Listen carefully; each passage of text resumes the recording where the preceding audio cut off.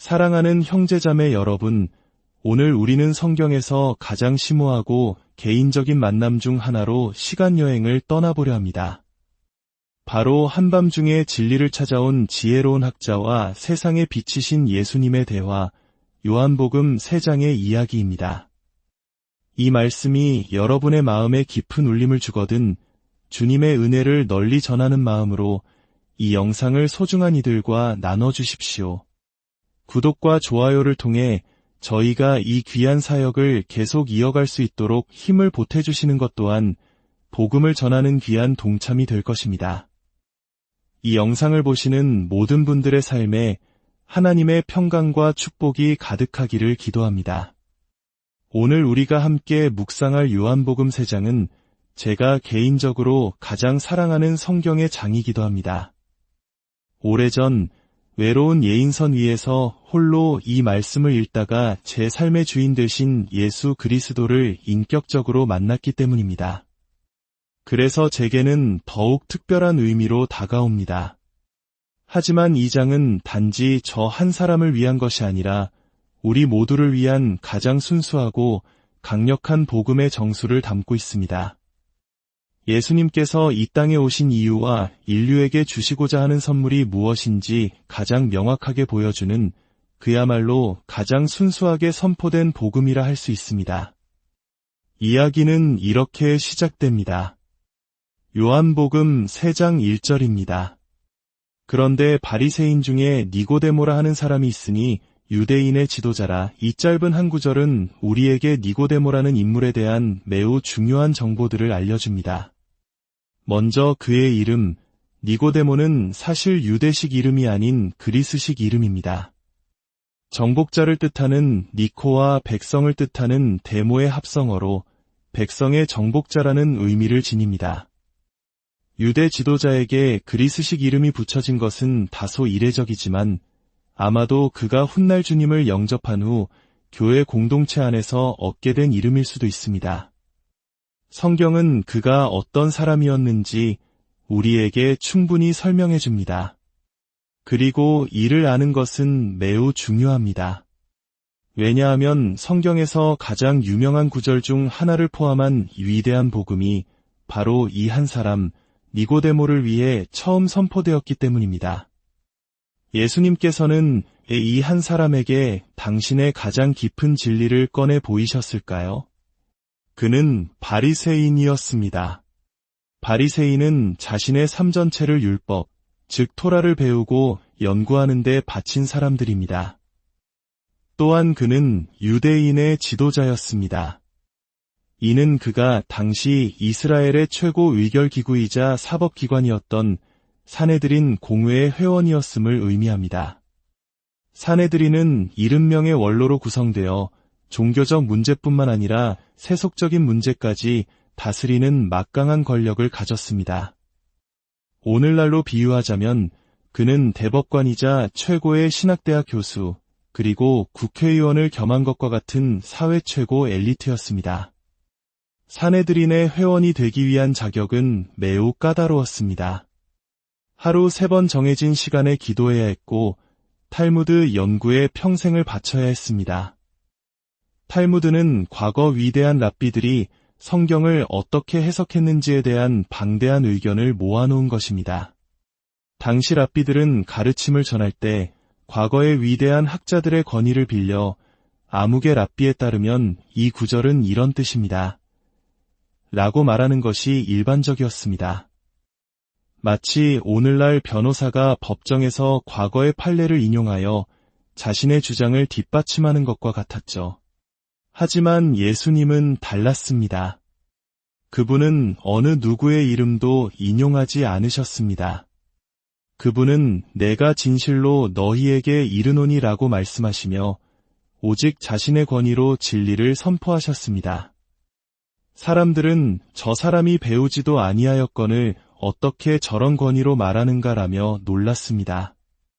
예수님은 인간의 지식에 얽매이지 않으셨기에 하나님의 진리를 있는 그대로 말씀하실 수 있었던 것입니다. 니고데모는 이 모든 지식의 정점에 서 있던 인물이었습니다.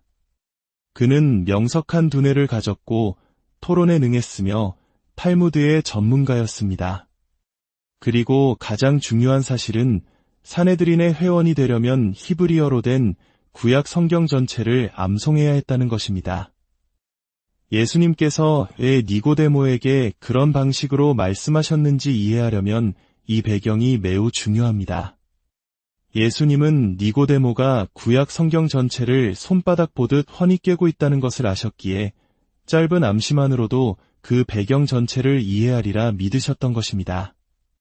성경은 니고데모가 밤에 예수께 찾아왔다고 기록합니다. 왜 밤이었을까요? 당시 산헤드린의 대다수는 이미 예수님을 부정적으로 보고 있었기 때문입니다. 그들은 예수님을 거짓 선지자로 낙인 찍고 그분의 주장을 배척했습니다. 니고데모는 동료들의 비난을 피하면서도 진리에 대한 갈증 때문에 예수님을 단독으로 만나 깊은 대화를 나누고 싶었던 것입니다. 그는 다른 사람들의 의견에 휩쓸리지 않고 스스로 생각하고 판단하는 용기 있는 지성인이었습니다. 그는 예수님께 이렇게 말합니다. 랍비여, 우리가 당신은 하나님께로부터 오신 선생인 줄 아나이다. 하나님이 함께 하시지 아니하시면 당신이 행하시는 이 표적을 아무도 할 수 없음이니이다. 여기서 우리라는 표현에 주목해 보십시오. 니고데모 외에도 예수님을 인정하는 다른 지도자들이 있었음을 암시합니다. 그는 예수님께서 행하신 기적, 즉 단순한 기적을 넘어 더 깊은 의미를 담고 있는 표적들을 직접 목격했습니다. 그리고 그는 이성적으로 판단했습니다. 이런 일은 하나님께서 함께 하시지 않으면 불가능하다. 그러므로 이분은 하나님께서 보내신 분이 틀림없다. 하지만 그의 인식에는 한계가 있었습니다. 그는 예수님을 위대한 선생으로만 보았습니다. 그는 신학에 대해 동등한 입장에서 토론하기 위해 예수님을 찾아왔던 것입니다. 그때 예수님께서는 그의 기대를 완전히 무너뜨리는 답변을 하십니다. 어떤 아첨이나 미사여구도 없었습니다. 무례하지는 않으셨지만 너무나도 직설적으로 니고데모에게 가장 필요한 핵심을 꿰뚫으셨습니다.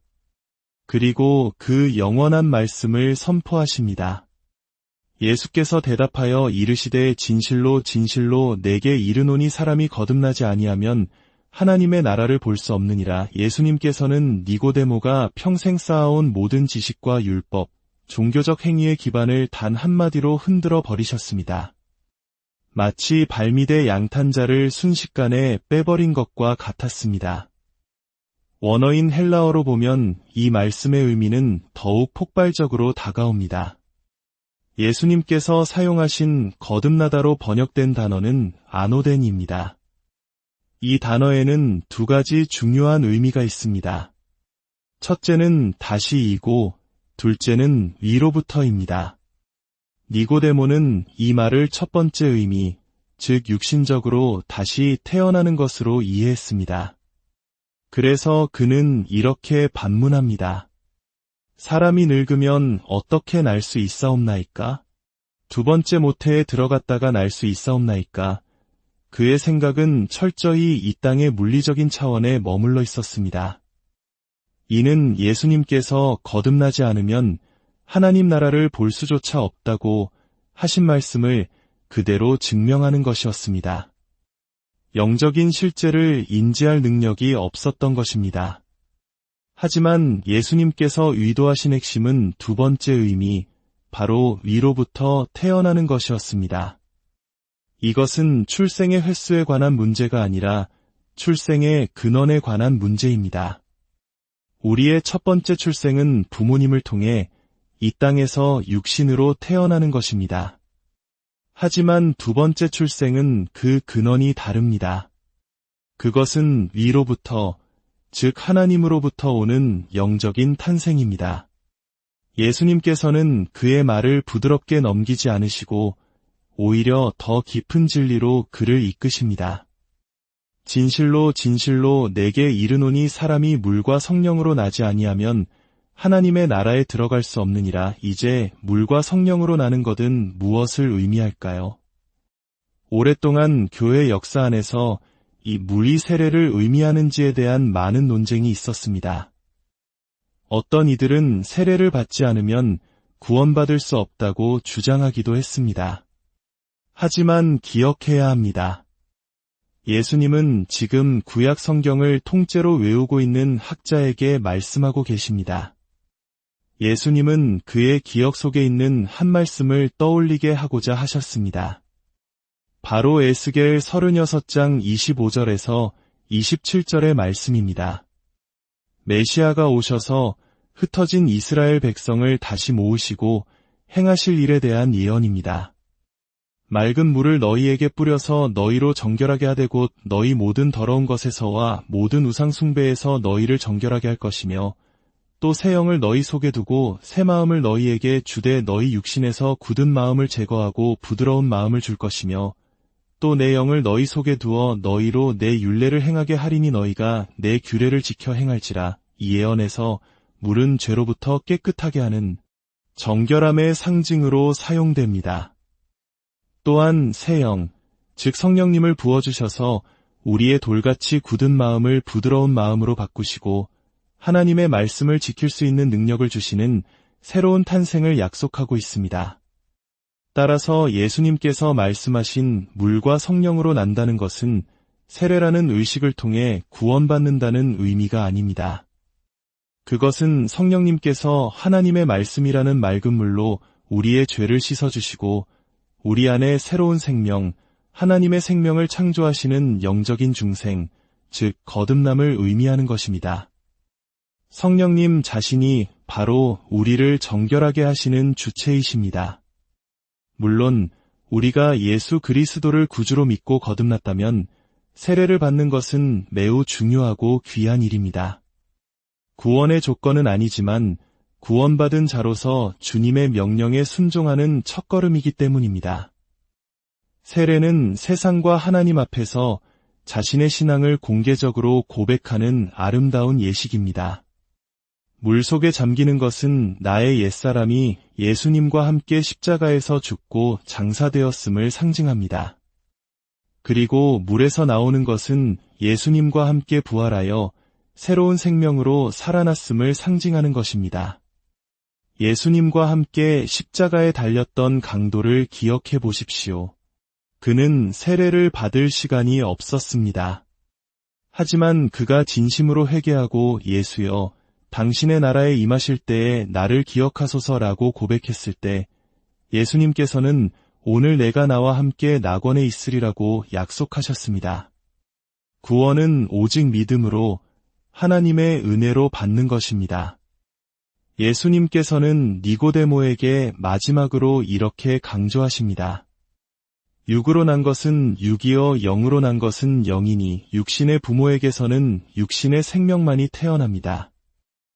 아무리 훌륭하고 도덕적인 사람이라도 그 본질은 육에 속해 있습니다. 그러나 하나님의 영, 즉 성령님께서는 우리 안에 영적인 생명, 하나님의 생명을 낳으십니다. 이 새로운 탄생은 우리의 노력이나 자격으로 얻는 것이 아닙니다. 그것은 전적으로 위로부터 주어지는 하나님의 선물입니다. 이 밤의 대화는 한 위대한 학자가 자신의 모든 지식을 내려놓고 어린아이와 같이 하나님의 진리 앞에 섰던 순간이었습니다. 그는 자신이 평생 추구했던 하나님 나라에 들어가기 위해 필요한 것이 더 많은 율법 지식이나 종교적 행위가 아니라 이로부터 오는 새로운 생명이라는 충격적인 진실을 마주해야 했습니다. 오늘 이 이야기는 우리 각자에게 동일한 질문을 던지고 있습니다. 당신은 거듭났습니까? 당신은 이로부터 물과 성령으로 태어났습니까? 당신의 삶의 근원은 땅에 속해 있습니까? 아니면 하늘에 속해 있습니까? 우리의 죄를 고백하고 나를 위해 십자가에서 죽으시고 부활하신 예수 그리스도를 나의 구주와 주인으로 영접할 때 성령님께서 우리 안에 찾아오셔서 이 놀라운 새 생명을 주십니다. 이것이 복음의 핵심입니다. 사랑하는 여러분, 이 진리의 말씀이 여러분의 마음 가장 깊은 곳을 어루만지기를 소망합니다. 우리의 지식과 경험을 넘어 이로부터 부어주시는 하나님의 은혜로 말미암아 새로운 피조물로 살아가는 축복이 여러분 모두에게 함께하기를 주님의 이름으로